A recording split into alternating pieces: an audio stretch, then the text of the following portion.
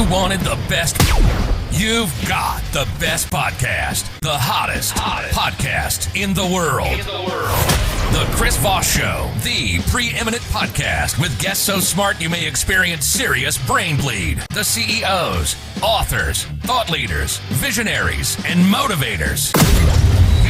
Get ready. Strap yourself in. Keep your hands, arms, and legs inside the vehicle at all times, because you're about to go on a monster education roller coaster with your brain. Now, here's your host, Chris Voss. Hi, folks. It's Voss here from the ChrisVossShow.com. There you go, ladies and gentlemen. She does that so well with her intro on that. I love it. I love it. For 14 years, I had to put up with saying that myself, and everyone got sick of all my bad singing that's just so awful.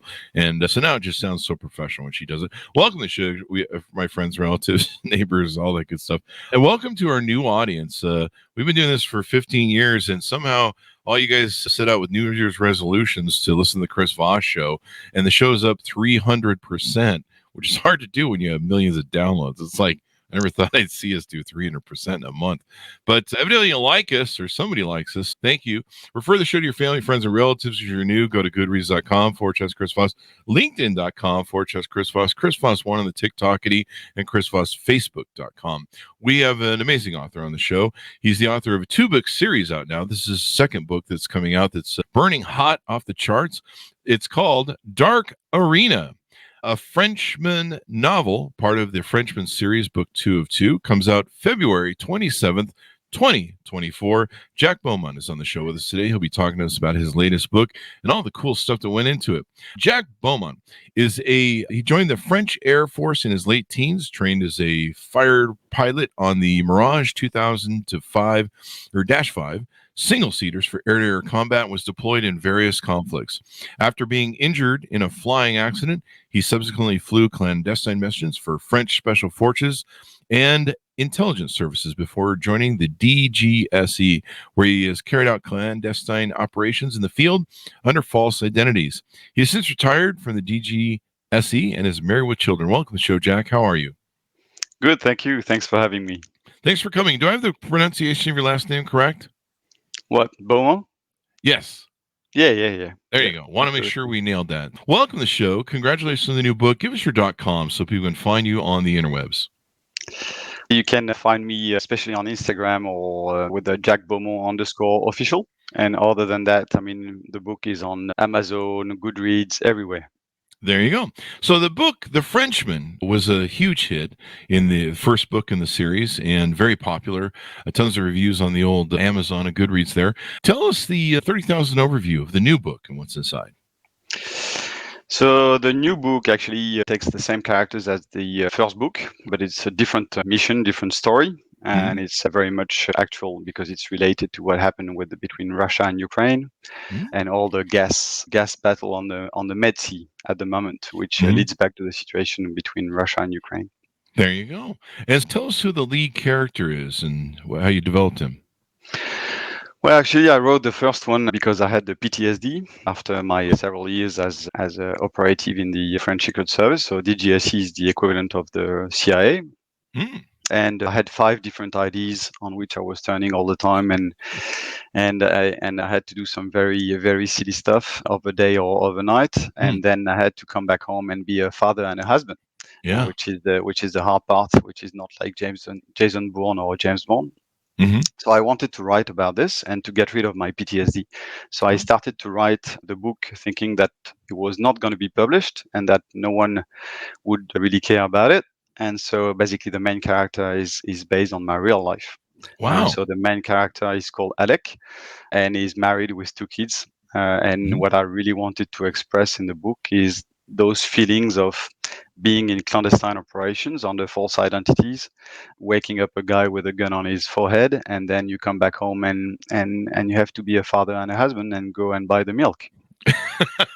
Take out the garbage. That's sort of the it's probably quite the head spin. I mean, especially having 5 identities. It's wild. Yeah. I have 5 identities, but they're mostly personalities. One says kill, kill, kill all the time. Judge says I can't use that anymore. But yeah, mine are personalities instead of identities. So they're still working through it, though. The psychiatrist will figure it out. So give us a little bit of background more on you. How did you grow up? How did you get into the spy craft? Well, I think actually I saw the other day a TV show about John Le Carre, John Le Carre, the famous spy author. And he was saying in the interview that he thinks he became a spy when he was a kid. I think it's roughly the same for me. So I grew up in a very old traditional French family. So my great grandfather was one of the main generals of Napoleon, and my grandfather was one of the only few Free French forces who made the D-Day in Normandy with the American forces. Oh, wow. And who was the first Frenchman to enter the Eagle Nest in Berchtesgaden in the house of Hitler. Oh, wow. So I was raised in this very traditional old family with this lineage, coming from my ancestors. And my parents were heavily fighting. Their couple was not very successful. So they were heavily fighting, and mom tried to suicide a few times, this kind of stuff. So the childhood was a bit traumatic. Oh, wow. And so I guess to save myself and preserve myself, I quickly had to go in intelligence and anticipate their moves before it did happen. So it was the only way I could survive. And then I registered myself in a boarding school when I was 15 without telling them, because it was the only way I could escape home. And then after the boarding school, I joined the military at 18 after doing some mathematics and physics engineering, and became one of the youngest fighter pilots in the French Air Force, flying single-seaters for dogfight. And then I did this for a few years, 10 years. Then I had a flying accident. I injured my back. I couldn't eject, so I crashed with the plane. It was in a training, so the crash was a bit intense, and it took the firemen a bit more than 2 hours to take me out of the crap. canopy. Wow. Yeah, I was very lucky.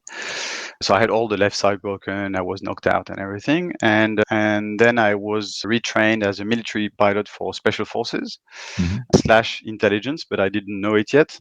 So I was sent in the Balkans, and I did the hunt of the Serbian war criminals for 2 years.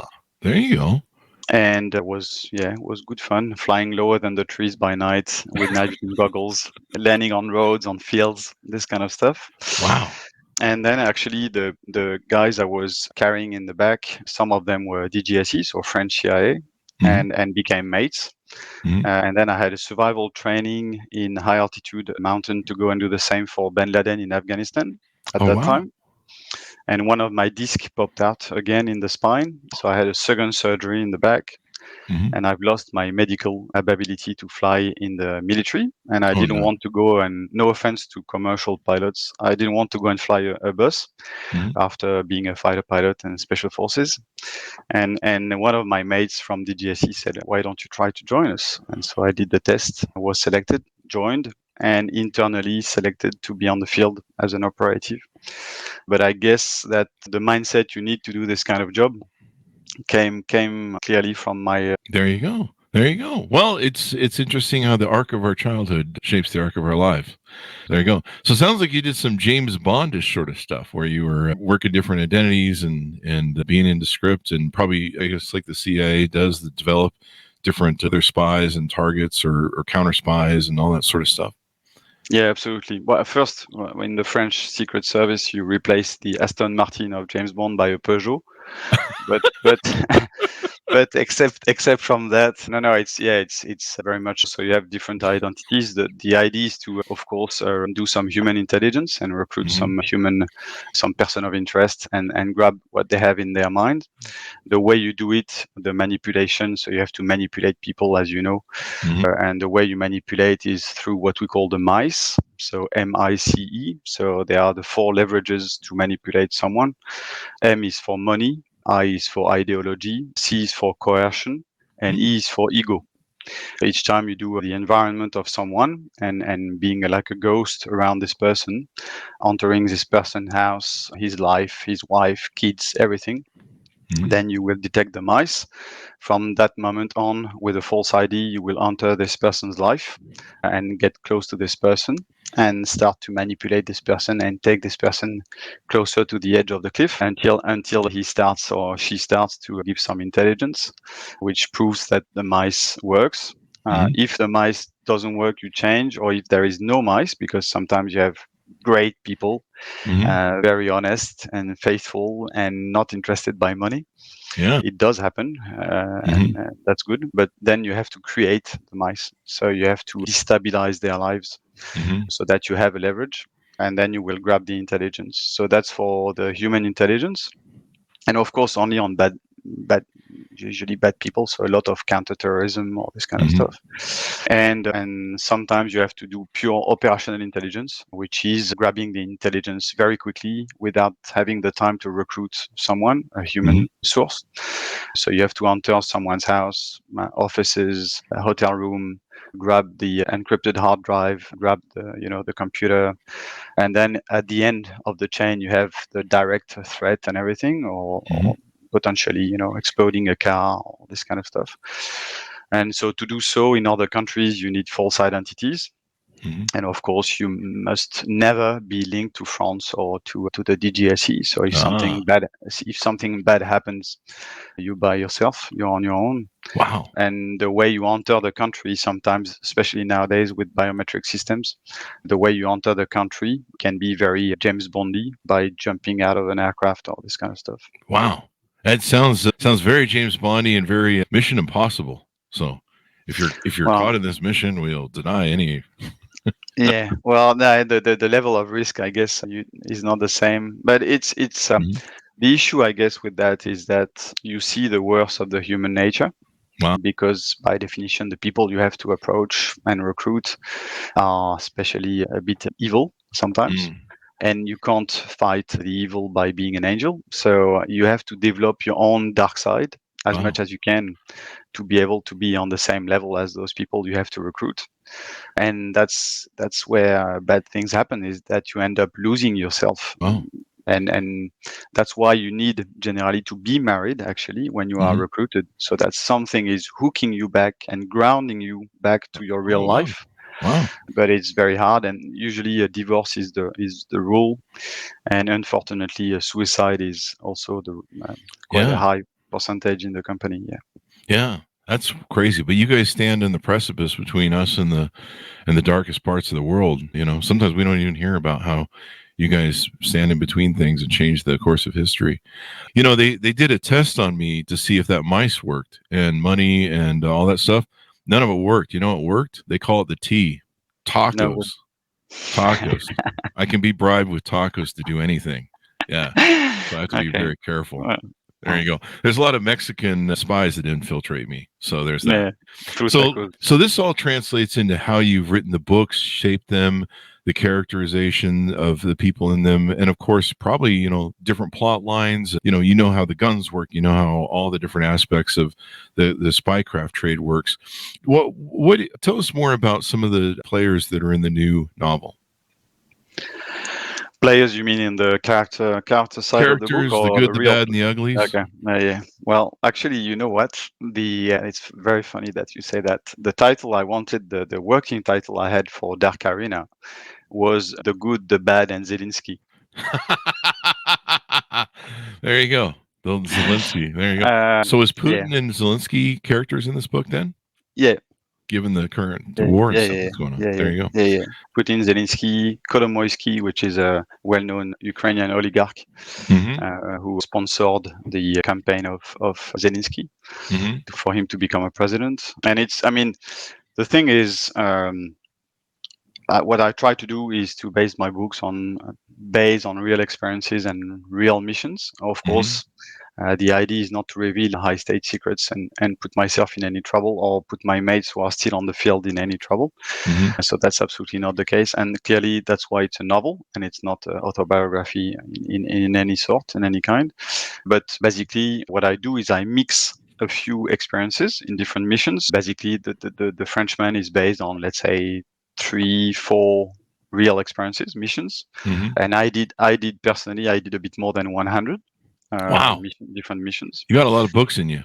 Well, except that the methodology we use is kind of always the same. Hmm. So I don't want it to be boring for the readers. So I guess I've got a few books more, but I clearly can't write 100. Otherwise, it's going to be the same kind of spycraft and everything. So the first one is more about bacteriological weapons. Hmm.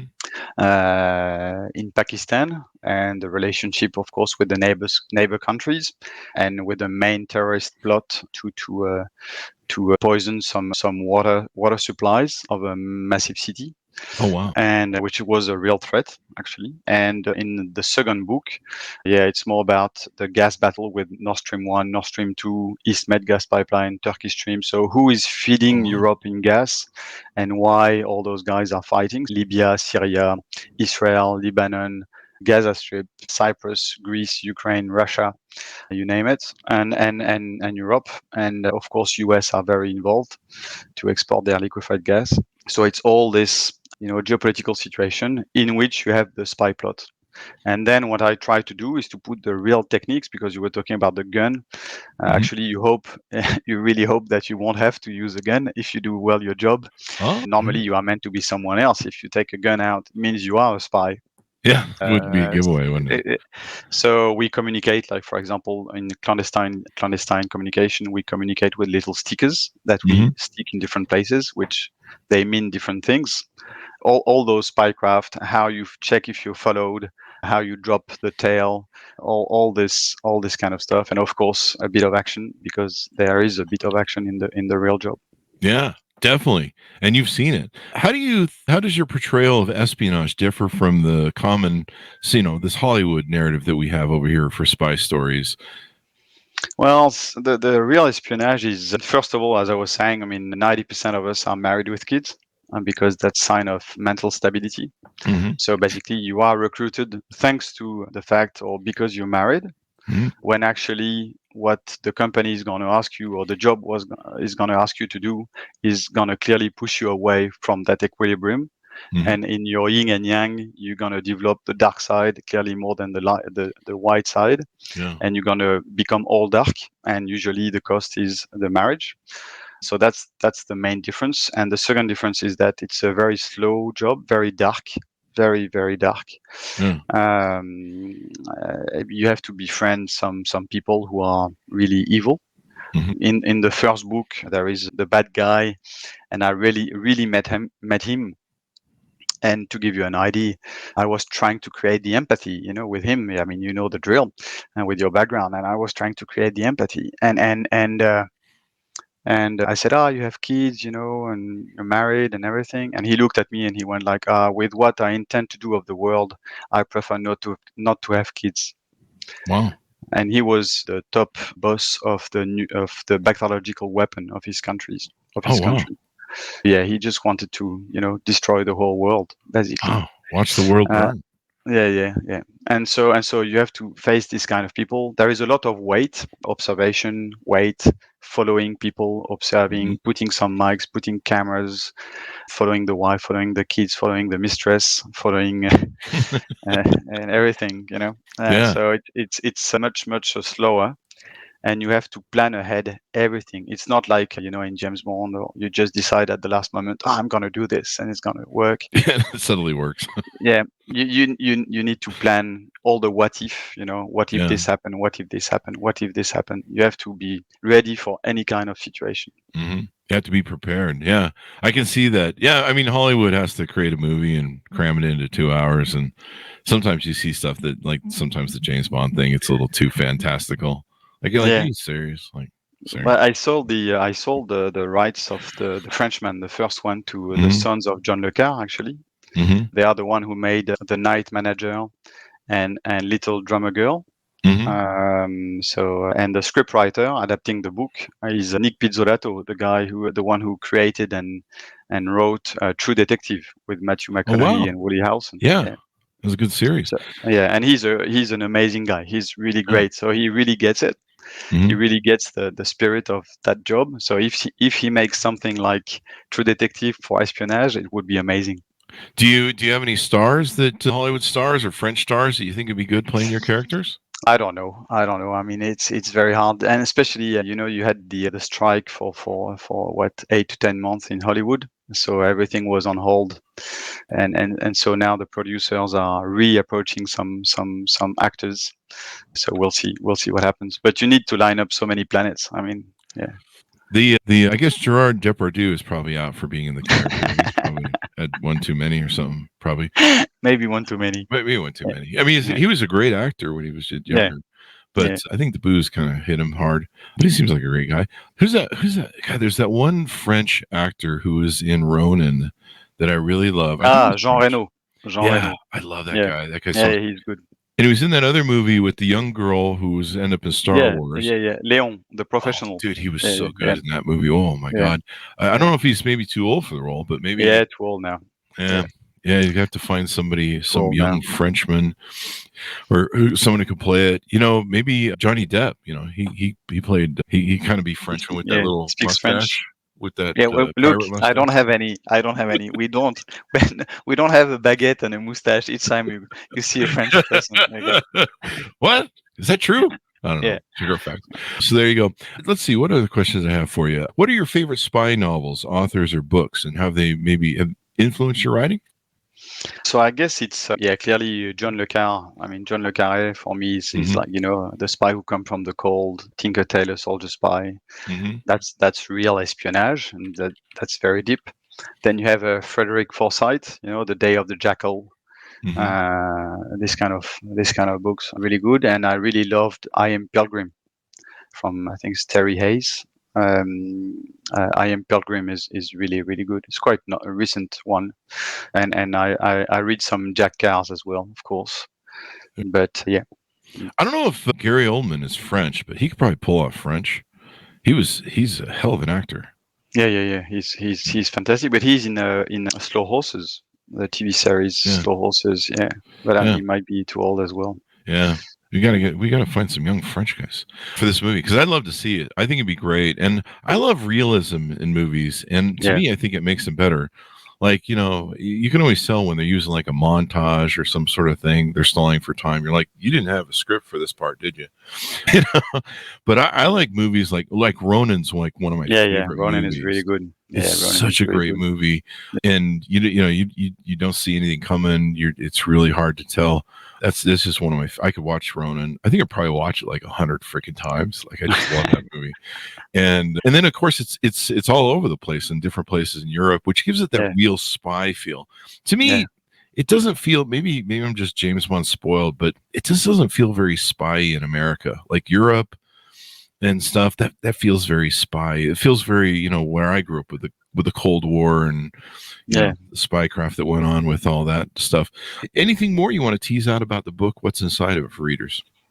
Well, I think it's a real dive into the real world of espionage, as you just said. It's and of course you have it's an enjoyable moment, and you can just read it as a spy novel, and it's still entertaining.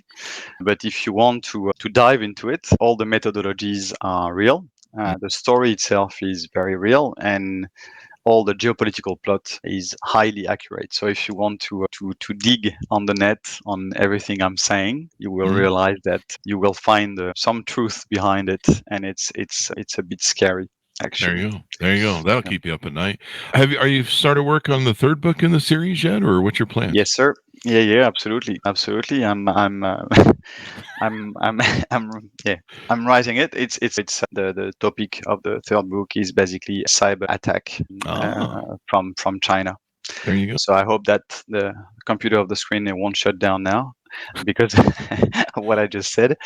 But I also had some issues when I wrote Dark Arena, the second one. I started writing it like maybe 3 years ago, and it was about so this gas battle on the Med Sea, and then the situation Russia Ukraine, and then my ending was Putin invading Ukraine, and then it did happen. So the publisher calls me and say, "Well, you have to change, the ending. So it's your fault. You have to write a new ending." Okay, so I wrote a new ending, which was almost 1 year ago, and I don't want to spoil. It's not like the ending of the book, but globally, generally speaking, the new ending I wrote is a planned attack on Israel set up by Russian services using the Hamas and Hezbollah as a front. Oh, wow. and then the book was printed, and it did happen. So Wow. I might end up with a bullet in my back at some point, but so I'll try not to do the same for book 3.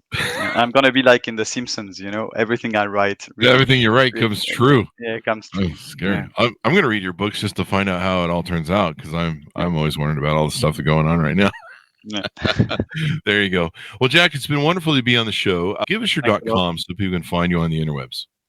Yes, it's Jack Beaumont official for Instagram, and I'm on LinkedIn as well. I'm on X as well.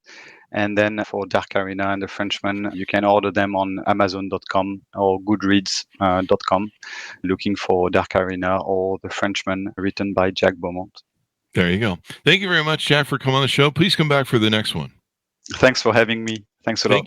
Thank you. Thanks to our audience for tuning in. Go to goodreads.com/Chris Voss, LinkedIn.com/Chris Voss, Chris Voss one on the TikTokity, and Chris Voss Facebook.com. Be good to each other. Stay safe, and we'll see you guys next time.